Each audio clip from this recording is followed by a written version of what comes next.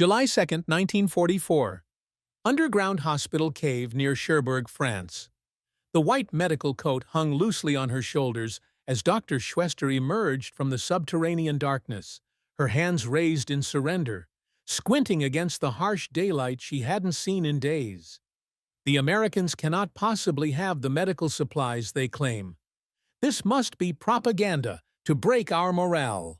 These words, spoken to her fellow nurses just hours earlier in the cave hospital, carved deep beneath Cherbourg's fortifications, would soon prove to be the first of many shattered assumptions.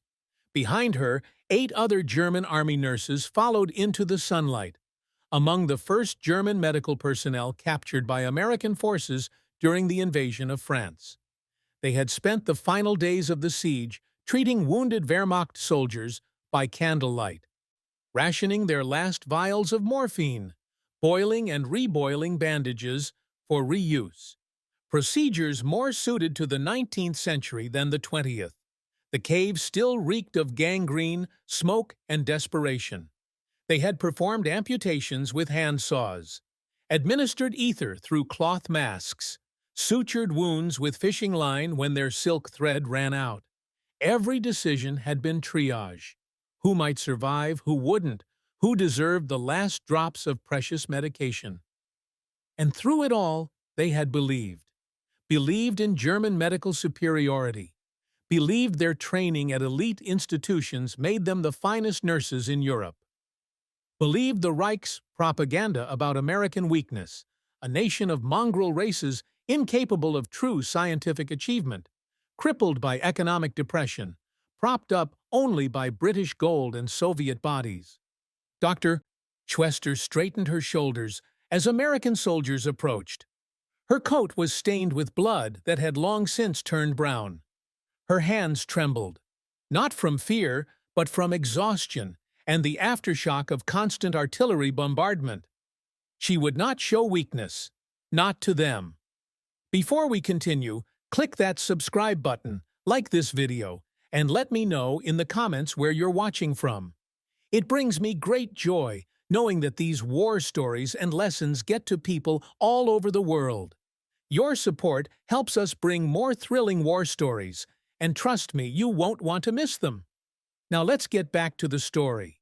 One of her colleagues, Schwester Mueller, whispered behind her, "At least we'll finally eat properly in captivity." Another nurse suppressed a bitter laugh. Even in surrender, they clung to their convictions. The Americans might have more food, looted from conquered territories, no doubt, but superior medicine? Impossible. Germany had pioneered modern surgery, developed advanced pharmaceuticals, created medical schools the world envied.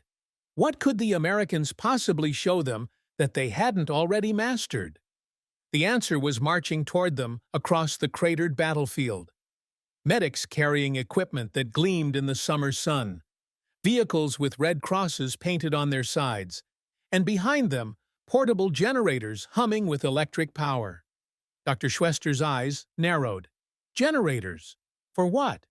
Surely not for a field hospital. But they were.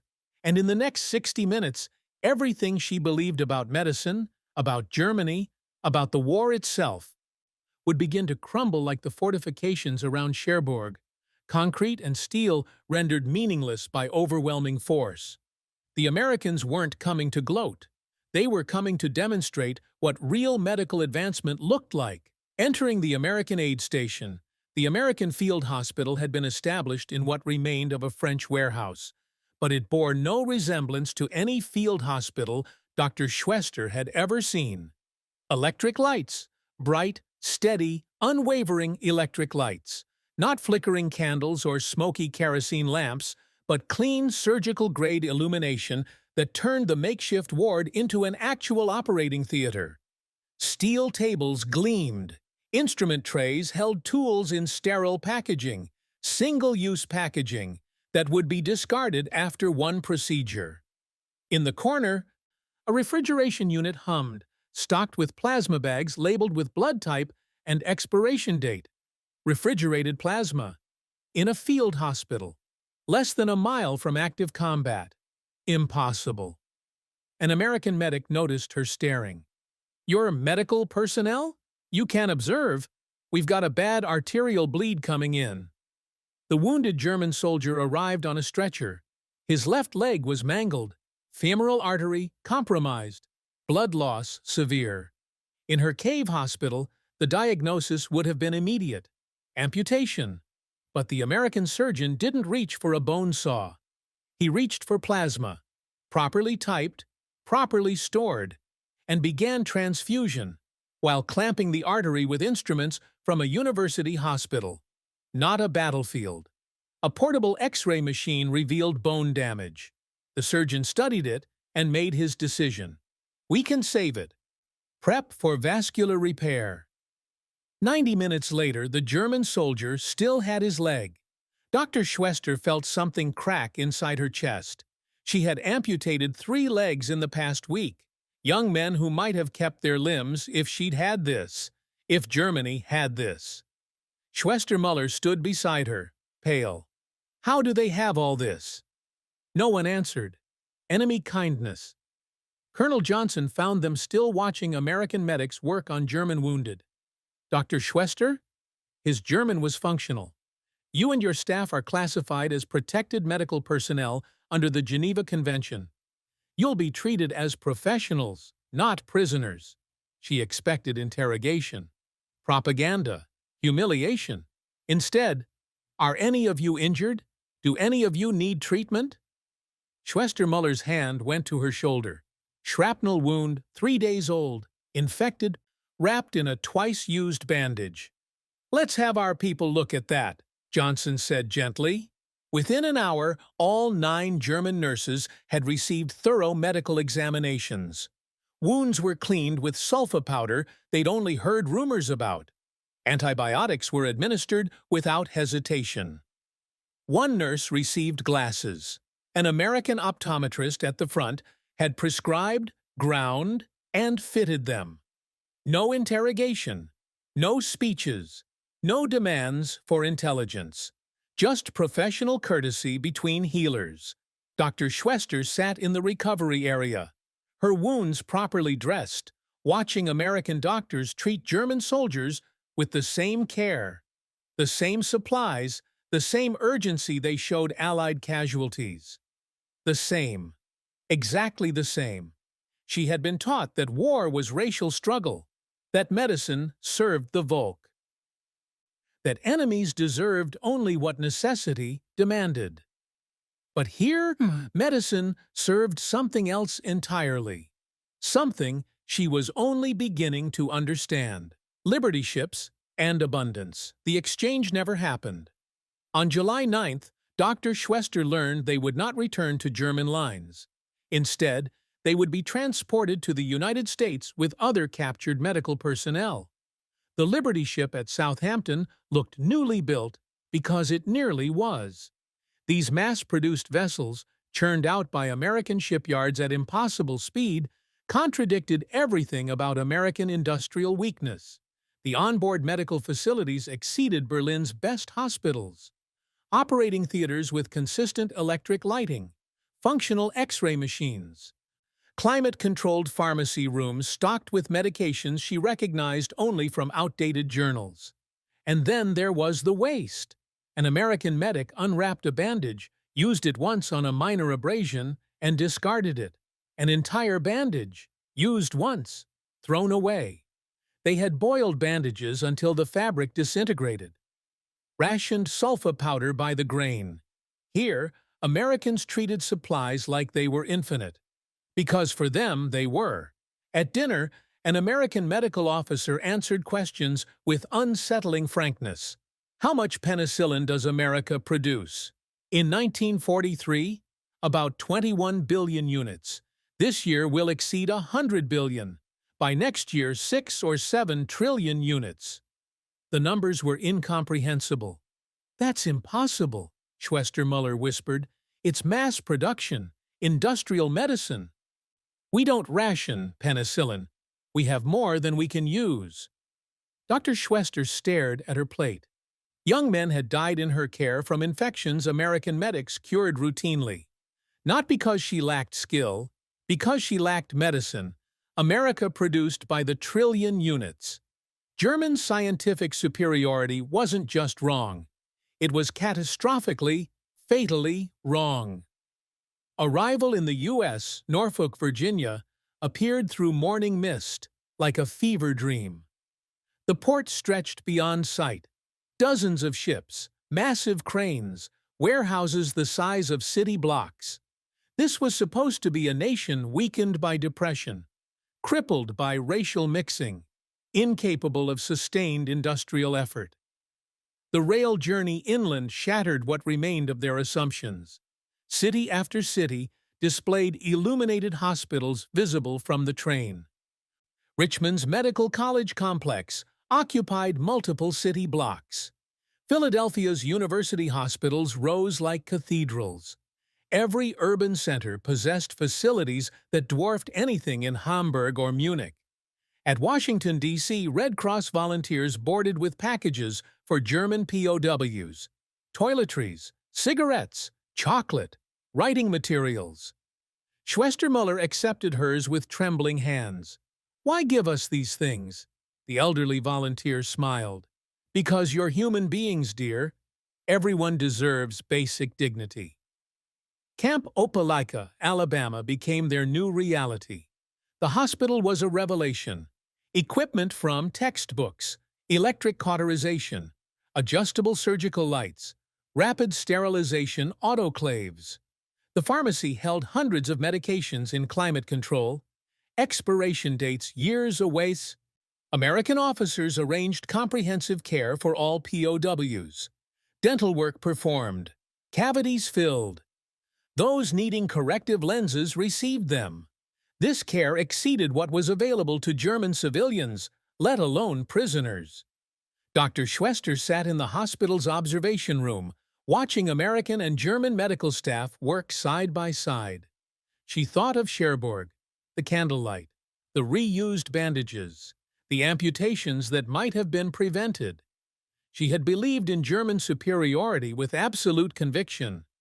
Now she understood the terrible price of that delusion.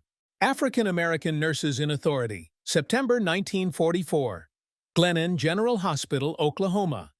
Dr. Schwester arrived for her first shift and stopped cold. The head nurse was black, not assisting, not cleaning, supervising. Lieutenant Sarah Mitchell looked up, uniform crisp, bearing professional. "Dr. Schwester, I'm Lieutenant Mitchell. I'll be orienting you to our protocols." This African-American woman held authority over her. Everything, every lecture at the NS Schwesternschaft, every scientific paper on racial hierarchy said this was impossible. Black Americans were supposedly intellectually inferior, incapable of complex medical work. Yet Mitchell explained blood transfusion protocols with precision that would have impressed any Berlin teaching hospital. Her knowledge was comprehensive. Her technique, flawless. Her authority, absolute. Over weeks, Dr. Schwester watched Mitchell manage the ward with skill surpassing many German doctors. Mitchell caught a fatal medication error. Mitchell trained younger nurses with patience and expertise. And Dr. Schwester watched her worldview disintegrate. "How can this be?" Schwestermuller whispered. We were taught lies." The most devastating realization wasn't American equipment superiority. It was that their fundamental premise, that medicine should serve racial improvement, that some humans were inherently superior, was scientifically baseless. Nazi racial medicine wasn't just morally wrong, it was empirically false. Lieutenant Mitchell never gloated, never lectured. She simply did her job with excellence, letting reality speak for itself. It spoke volumes. Integrated medical teams. The dual staff system created something unprecedented. Enemy medical personnel working side by side within American military medicine. Dr. Schwester expected rigid hierarchy. Instead, collaboration. Captain James Reynolds held weekly case conferences where German and American staff discussed complex cases together. He asked their opinions, encouraged questions, debated approaches as equals. This openness contradicted everything about German military medicine, where questioning superiors meant insubordination. In your training, did you use sulfa drugs for sepsis? Dr. Schwester hesitated. In Nazi Germany, admitting gaps felt dangerous. It's okay. We're here to learn from each other. Medicine advances through shared knowledge. Shared knowledge. With enemies. Revolutionary. American officers treated Geneva Convention protocols not as minimum requirement, but as opportunity. They shared research, demonstrated techniques, explained reasoning. When Germans made suggestions, Americans listened. One afternoon, Dr. Schwester observed Reynolds performing a vascular repair she'd only read about. When she asked questions, he explained each step, invited her closer. You might need this after the war. Germany will need good doctors to rebuild. After the war, he spoke as though their future mattered, as though they weren't just enemies, but professionals who would heal their shattered nation. The patients we lost, Schwester-Muller said one evening, how many would have survived if we'd had this, if we'd been taught this? Unanswerable. Devastating. They had believed they served the most advanced medical system in the world. Now they understood they had served a system that crippled medicine for ideology, while America built infrastructure that saved lives without regard to race or nationality. The ideological framework that defined their professional lives lay in ruins. In its place, something new grew. Actual medicine, scientific, humane, universal. Something worth rebuilding Germany to achieve. Confronting the crimes of Nazi medicine. May 1945, Camp Opelika Assembly Hall. Dr. Schwester entered with other German medical personnel, uncertain why they'd been summoned. The war had ended days earlier. She expected repatriation announcements. Instead, she found a film projector. Colonel Johnson stood at the front, expression grave. What you're about to see was filmed by Allied forces liberating concentration camps. As medical professionals, you need to understand what was done in the name of medicine. The lights dimmed. Bergen-Belsen, Dachau, Buchenwald. Bodies stacked like cordwood. Living skeletons with hollow eyes. Mass graves. Children with tattooed numbers. Dr. Schwester's hands gripped the armrests until her knuckles went white. Then came the medical facilities, experimentation rooms, surgical theaters where doctors had performed procedures without anesthesia, freezing tanks, pressure chambers, infection studies using live human subjects. The narration was clinical, devastating. Medical staff conducted experiments on prisoners without consent. Subjects were deliberately infected, exposed to extreme conditions, subjected to surgical procedures for research. Survival was not an objective. Schwester-Muller began sobbing. This was what racial science had meant. Not theoretical papers, not abstract discussions. This, medical professionals, people with training like hers, oaths like hers, had turned healing into torture, had transformed medicine from service to humanity into a weapon of genocide. The film showed American medics treating survivors with the same gentleness they'd shown German POWs, the same abundant supplies, the same refusal to distinguish between worthy and unworthy patients. When the lights came up, silence filled the hall. "We're not showing you this for punishment," Colonel Johnson said steadily. "We're showing you this because you're going home to rebuild German medicine. You need to understand what it became when ideology replaced ethics." He paused. Medicine is not a tool of the state. It's not a weapon of racial policy. It serves humanity, all of humanity, or it serves nothing. Dr. Schwester thought of Lieutenant Mitchell's professionalism, Captain Reynolds's willingness to teach, the American system that treated German prisoners like American soldiers. She thought of Cherbourg, where she'd believed in German superiority. She thought of patients lost who might have survived with American medicine. And now this, the logical endpoint of the ideology she'd served. Captain Goldstein, a Jewish doctor whose family had fled Germany in 1938, stepped forward. "I'm not here for revenge," he said quietly in flawless German. "I'm here because Germany will need doctors who understand that medicine has only one allegiance: to healing. Not to race, not to politics, just healing." He looked directly at Dr. Schwester. "You have the skills to rebuild German medicine. The question is, will you rebuild it on science and ethics, or on the ideology that led to this?" The question required no answer. The answer was in every image they'd witnessed, every skeleton, every child's hollow eyes. Dr. Schwester stood slowly, voice breaking. "We will rebuild it correctly. I swear this." Around the room, other German medical personnel rose one by one. The ideology had died in that screening room. What remained was the hard work of becoming healers again. America prepares them to rebuild Germany. June 1945. Camp Opelika Medical Training Center. The classroom looked like it belonged in a university, not a prisoner camp. Anatomical charts lined the walls. A fully equipped laboratory occupied the adjoining room.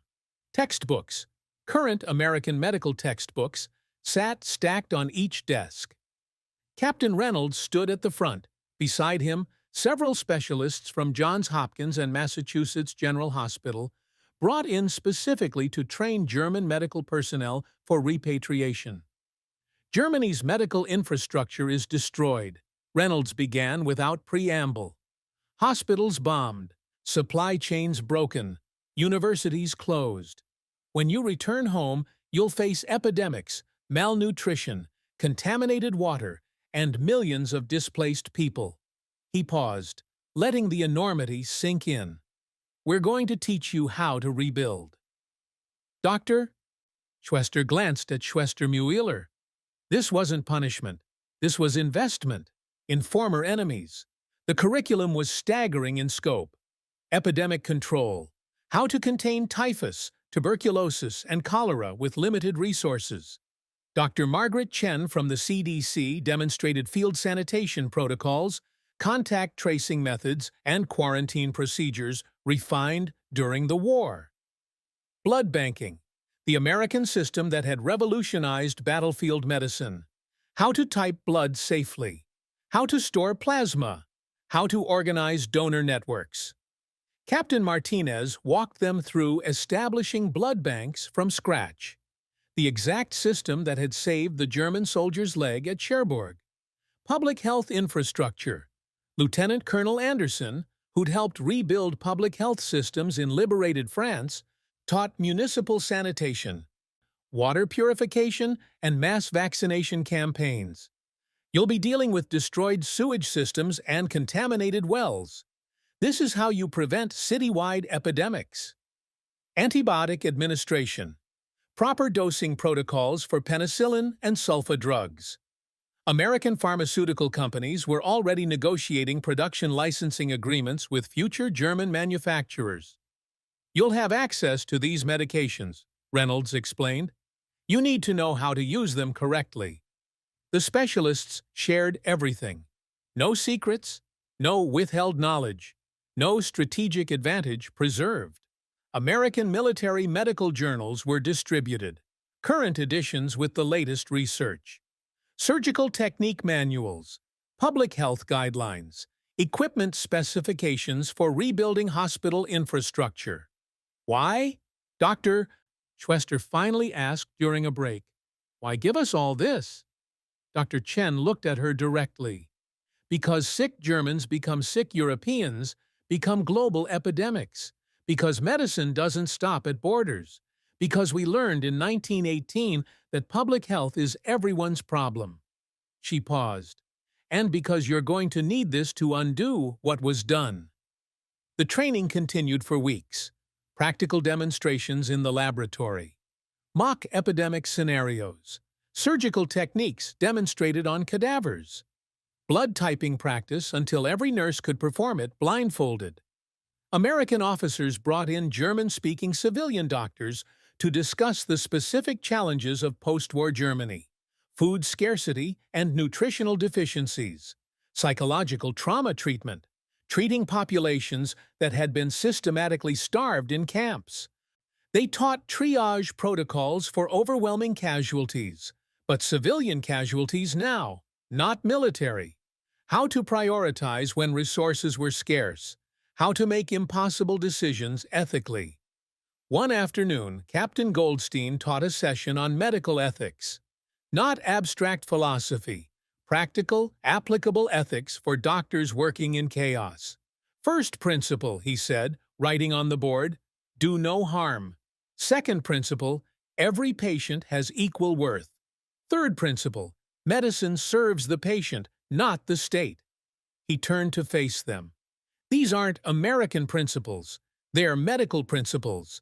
They're what you lost and need to reclaim. The final week focused on training the trainers. The German medical personnel would need to establish nursing schools, medical schools, and training hospitals from ruins. American educators demonstrated curriculum development, how to teach without equipment, how to maintain standards with limited resources, how to rebuild professional medical culture. Dr. Schwester took notes until her hand cramped, knowing she was documenting the blueprint for Germany's medical resurrection.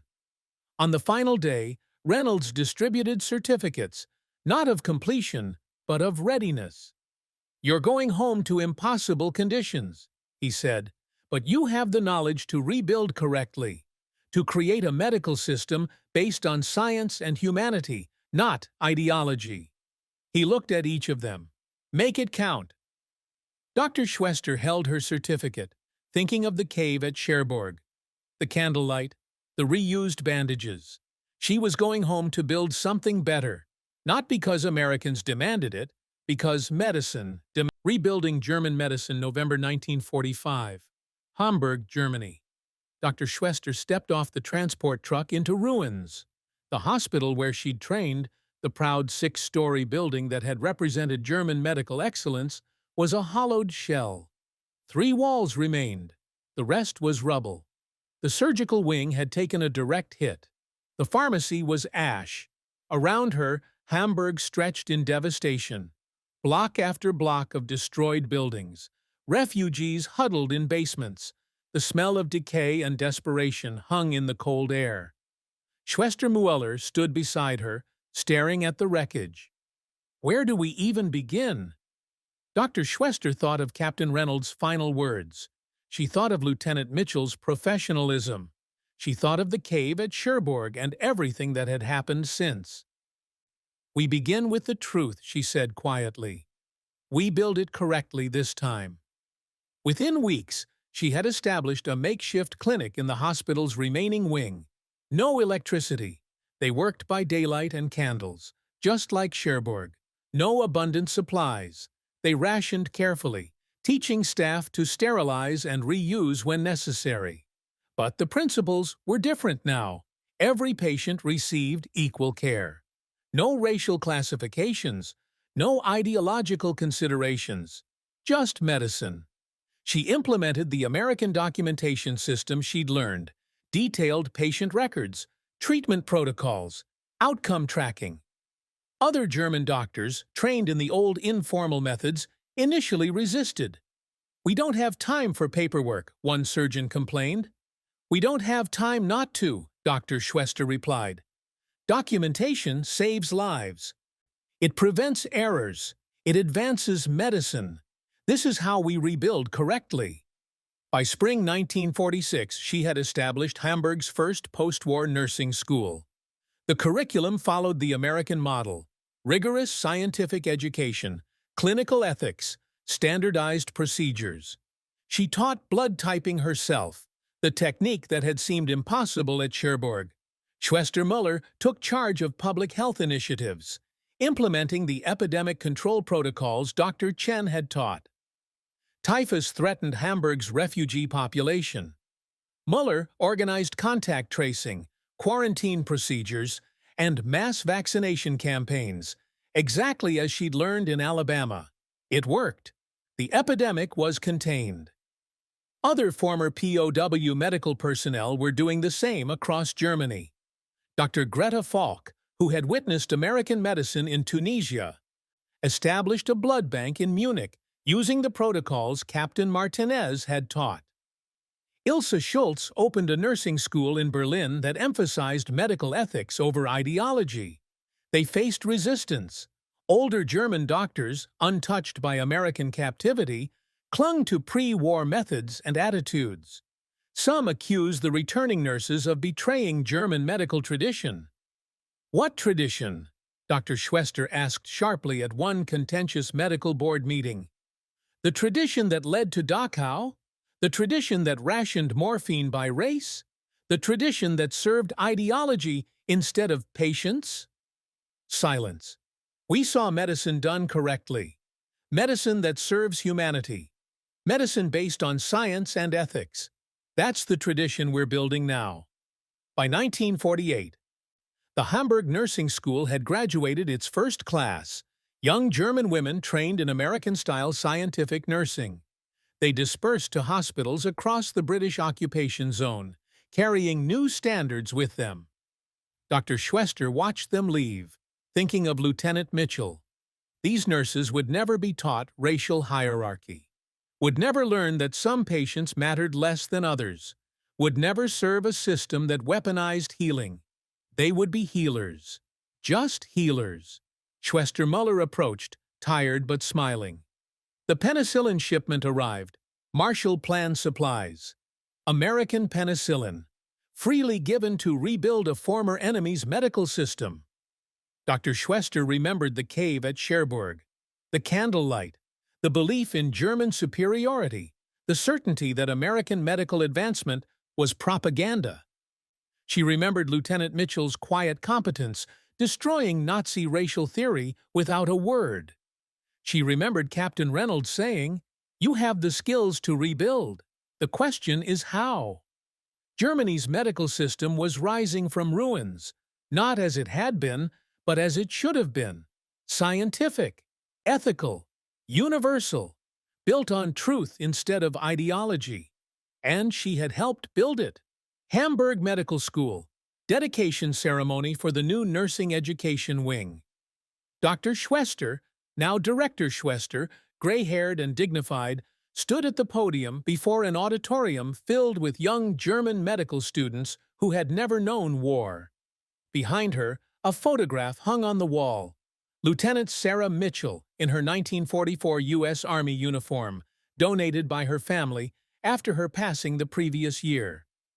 "I want to tell you about a cave," Director Schwester began. She described Cherbourg, the candlelight, the reused bandages, the absolute certainty she had felt in German medical superiority. "I was wrong about everything that mattered." The students leaned forward. She told them about the American field hospital, the electric lights, the refrigerated plasma, the limbs saved that she would have amputated. She told them about Lieutenant Mitchell, the African-American nurse whose competence had shattered an ideology built on lies. She told them about Captain Reynolds, who had taught enemies because he believed medicine belonged to humanity, not nations. "American medical advancement didn't defeat us with weapons," she said quietly. "It defeated us with truth." She paused, looking at the photograph of Lieutenant Mitchell. "That nurse taught me more about medicine than any professor at this university.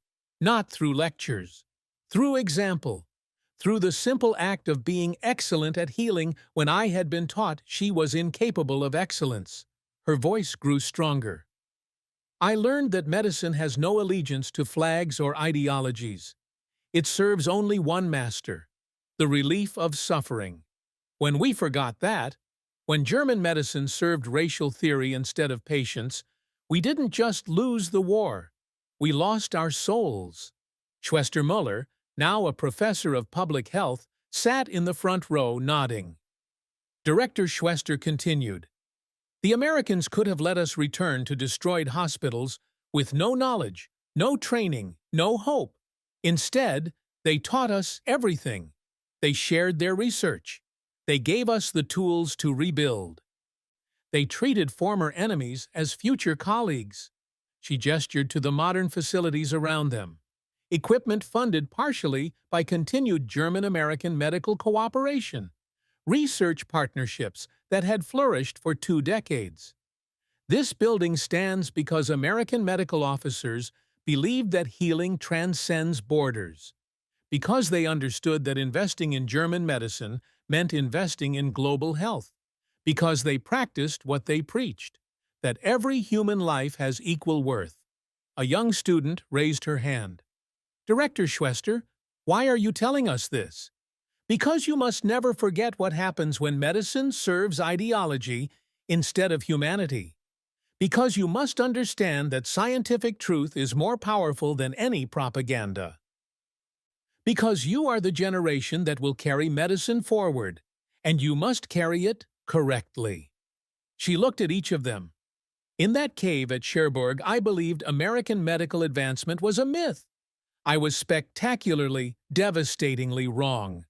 American medicine wasn't just more advanced, it was morally advanced. It treated enemies as humans. It valued all lives equally. It served science, not the state. Her voice dropped to almost a whisper. American medical advancement didn't just heal bodies, it healed minds. It showed us what medicine could be when freed from ideology. And in showing us, it gave us the chance to rebuild, not just hospitals, but the very soul of German medicine. She touched the photograph of Lieutenant Mitchell. This woman, whom Nazi ideology deemed inferior, was my teacher in the truest sense. She taught me that excellence has no race, that competence has no nationality, that healing recognizes no borders. Director Schwester straightened, her final words carrying the weight of 22 years of rebuilding. Medicine without ethics is butchery. Medicine without science is superstition. Medicine without humanity is murder. We learned this the hardest way possible. Never, never let ideology corrupt healing again. The auditorium rose in sustained applause, but Director Schwester wasn't finished. She raised her hand for silence. "One final thing. When you take your oaths as physicians and nurses, remember, you swear allegiance to patients, not politicians, to science, not slogans, to humanity, not nations. That is the legacy Lieutenant Mitchell and Captain Reynolds gave us. That is the legacy you must preserve." She stepped back from the podium. Outside, the sun set over Hamburg, a city rebuilt from ashes, its medical system transformed from instrument of ideology into beacon of scientific ethics. In that transformation lay the truest victory, not of one nation over another, but of truth over lies, humanity over hatred, healing over harm. American medical advancement had indeed healed more than bodies. It had healed the future.